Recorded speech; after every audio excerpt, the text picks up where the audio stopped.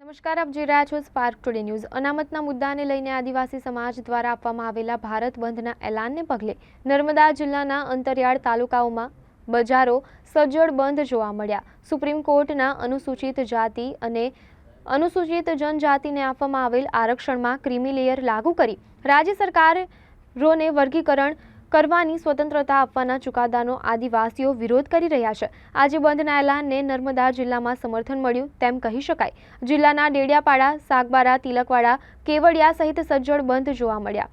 વડુ મથક રાજપીપળામાં બંધની મિશ્ર અસર જોવા મળી, જો કે મોટાભાગની દુકાનો બંધ રહી।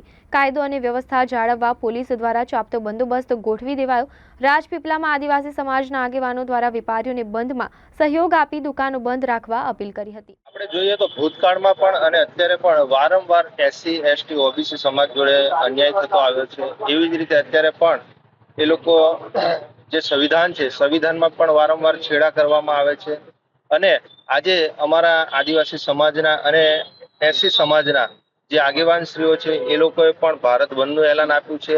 એટલે અહીંયા આપણે જોઈએ તો ગરડેશ્વર, ડેડિયાપાડા, તિલકવાડાની આજુબાજુ જે વિસ્તાર છે આખો ટ્રાઇબલ, એ છોટાઉદેપુર હોય, દાહોદ હોય, તો આજે સમગ્ર જિલ્લામાં સ્વયંભૂ બંધ અને દરેક વેપારી જે નાના મોટા મંડળો છે, દરેક સમાજે અમને સમર્થન આપ્યું છે। એના અનુસંધાને અમે આજે રાજપીપળા ખાતે અમે સમસ્ત આદિવાસી સમાજ દ્વારા અમે આજે અહીંયા આગળ જે રાજપીપળામાં 60% જેટલી દુકાનો બંધ છે અને જે બીજી દુકાનો જે વેપારી મંડળો દ્વારા જે ચાલુ રાખવામાં આવ્યું છે એ લોકોને અમે સ્વયંભૂ તમે અમને સાથ સહકાર આપો, કેમ કે આજે એસસી, એસટી, ઓબીસી સમાજ જોડે આવી ઘટનાઓ થઈ છે।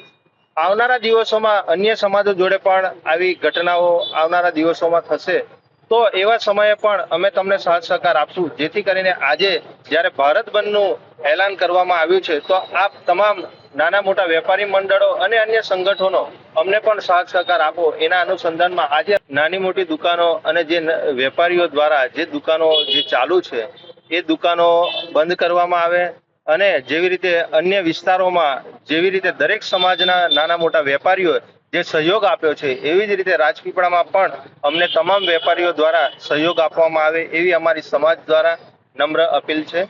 આપનું નામ? નિરંજનભાઈ વસાવા।